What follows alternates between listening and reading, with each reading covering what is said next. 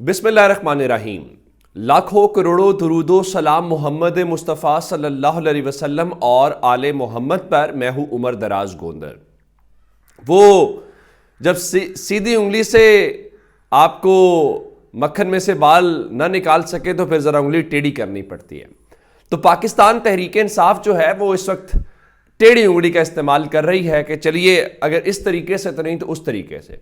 पाकिस्तान तहरीक इंसाफ इस मुल्क के अंदर एक ट्रेंड सेटर जमात है। वो कैसे? जलसे हूं, लोगों को इंगेज करना हो, नौजवान नस्ल को इंगेज करना हो, हत्ता के फैमिलीज का तस्वुर जलसों के अंदर, और महफूज तरीके से लोग अपनी फैमिलीज के साथ आते हैं और जलसे सुनते हैं और वापस चले जाते हैं। कोई हुल्लड़बाजी को इस किस्म की चीजें नहीं होती। अब पाकिस्तान तहरीक इंसाफ जलसे करना चाहती है। इलेक्शन शेड्यूल का ऐलान हो चुका है, लेकिन उसके बावजूद वो जो मोअज़्ज़ज़ जज साहिबान तो वहां बैठ के कह रहे थे कि क्या इतराज क्या है इन डीसीज के ऊपर। उनको कोई बताए। इतराज ये है कि जलसा करना चाहती है तहरीक इंसाफ, जलसे की इजाजत नहीं दी जाती। जलसा करना चाहती है, जलसा गाह की जगह पे पानी छोड़ दिया जाता है। तो लेकिन जाहिर है जज साहिबान अपनी दुनिया में रहते हैं, उन्हें इन चीज़ों से क्या फ़र्क पड़ता है। उनको तो तनख्वाह हर महीने आ जाती है और उनके पास इख्तियार भी है। तो ये जाने सियासी जमातें और उनके डीसीज जो हैं। लेकिन अब तहरीक इंसाफ ने आज दुखती रग को पकड़ा है। देखें जलसों का मकसद क्या है। जलसों का मकसद ये है कि अपने कारकुनान को मोबिलाइज किया जाए और एक माहौल बनाया जाए इलेक्शन का, और उनको चार्ज करने के बाद वो जाते हैं, लोगों से वोट मांगते हैं और आप यूं इलेक्शंस के अंदर जीत जाते हैं। तहरीक इंसाफ ने कहा कि यूं नहीं तो फिर दूसरे तरीके से कर लेते हैं। आज पाकिस्तान की तारीख के अंदर पहली बार पाकिस्तान तहरीक इंसाफ जो है वो वर्चुअल जलसा करने जा रही है। वर्चुअल जलसे से मुराद ये है कि जिसमें तहरीक इंसाफ के जो सीनियर लीडरशिप है, जिसमें इवन मुराद सईद शामिल है या दीगर जो क़यादत है, वो सब खिताब करेंगे और तहरीक इंसाफ तमाम सोशल मीडिया के जो प्लेटफॉर्म्स हैं उनके ऊपर इस जलसे को बराह रास्त जो है वो टेलीकास्ट करेगी।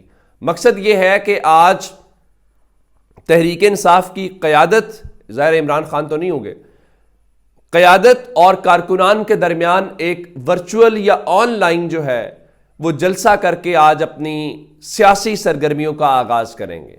अब काजी फायज ईसा साहब कहते हैं कि ये जमहूरियत का ज़माना है।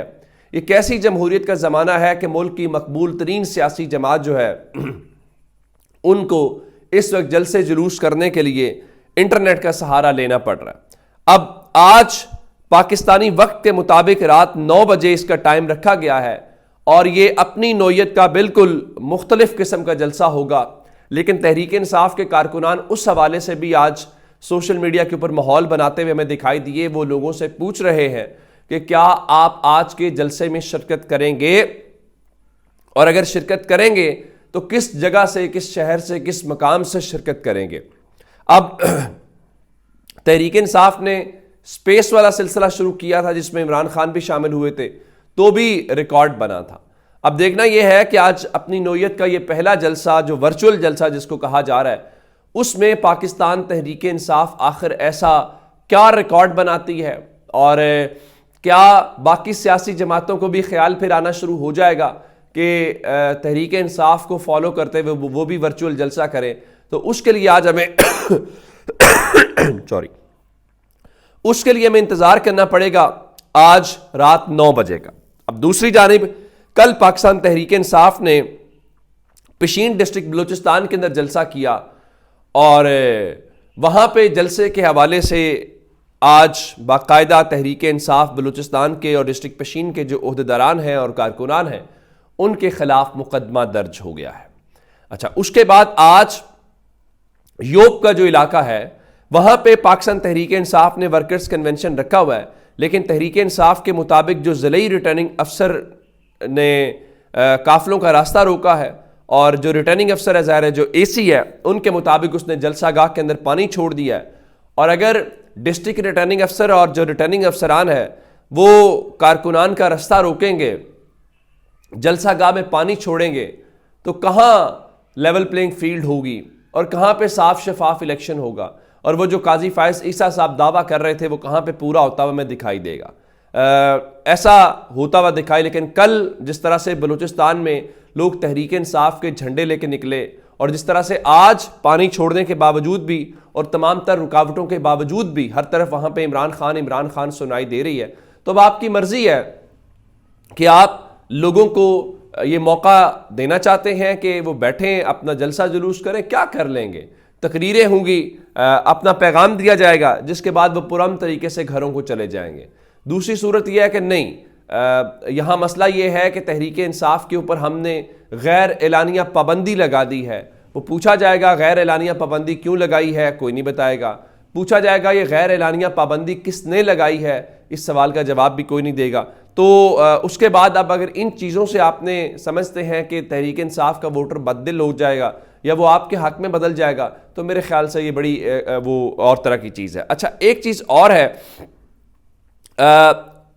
वो है एक नोटिफिकेशन जो है वो आज सोशल मीडिया के ऊपर सर्कुलेट हुआ, और ये नोटिफिकेशन जो है ये काफ़ी पुराना है, और इस हवाले से ख़त जो है कोई लिखा गया था 21 सितंबर को, और उस ख़त के अंदर ये कहा गया था कि जो एयरपोर्ट्स हैं उसके ऊपर जो वहाँ पे हुकाम को ये कहा गया जज साहिबान की जो बेगमात हैं और जो चीफ जस्टिस साहब हैं उनकी तलाशी ना ली जाए, जिस्मानी तलाशी। बिल्कुल ठीक है। हमारे मौजूद जज साहिबान जब अदालत में बैठे होते हैं तो यूं लग रहा होता है जैसे उनसे ज़्यादा law abiding, rule of law और पता नहीं क्या कुछ बाकी पाकिस्तान और बाकी जो सिविलियंस और बाकी जो आम लोग हैं वो तो शायद पता नहीं कि और ही मखलूक है। जज साहिबान तो बस यूं कानून के ऊपर अमल दरामद जो है। अब सवाल ये पैदा होता है, जो 21 सितंबर को ख़त लिखा गया तब चीफ जस्टिस साहब कौन थे? क्या काजी फायज ईसा साहब नहीं थे? आखिर क्या वजह है कि बेगमात की तलाशी नहीं होनी चाहिए? कोई ज़ाहिर है कोई मर्द तो नहीं लेंगे ना, वह ख़वातीन है। पूरा अगर आप एयरपोर्ट के ऊपर गए हों तो पूरे का पूरा स्कैनिंग का और वो सारे का सारा है।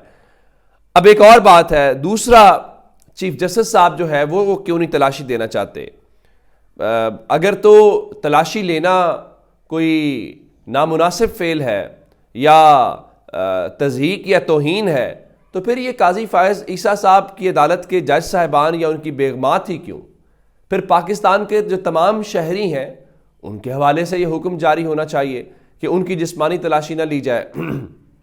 अब अगर जिस्मानी तलाशी एक SOP का हिस्सा है और ये सबकी तलाशी होती है, तो फिर सवाल ये पैदा होता है कि जज साहिबान की बेगमात और चीफ जस्टिस उसमें से एग्जेम्पशन कैसे मांग रहे हैं और बाकायदा ख़त लिख रहे हैं। तो इसलिए शायद दावे करना और इस हवाले से कहना बड़ा आसान होता है और अमल दरामद और जब अपनी बारी आती है तब सूरत हाल यकसर तब्दील हो जाती है। चले, हम तो इस चीज़ को माइंड नहीं कर रहे, लेकिन अब आएंगे काजी साहब या कोई रजिस्ट्रार अब इसका नोटिस लेगा। पहले यही सोशल मीडिया का फ़ायदा है कि पहले वो एग्जेप्शन के लिए ख़त लिखा गया, सिविल एविएशन को एग्जेप्शन मिल गई।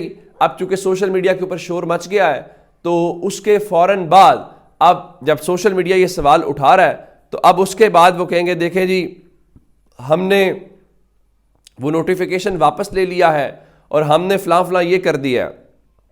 असल मसला ये है कि इस मुल्क के अंदर प्रोटोकॉल की और हटो बचों की लत लगी हुई है, जिसको जहां मौका मिलता है वो उसमें से फ़ायदा उठाता है। हाँ, शोर मच जाए तो फिर उसको ज़ाहिर कवर करने की और अपनी वो PR, अब उनका जो ग्रुप है पूरे का पूरा जर्नलिस्ट का भी, आप देखेंगे वो कैसे इसको डिफेंड करते हैं। अपना बहुत सारा ख्याल रखिएगा। खुदा हाफिज़।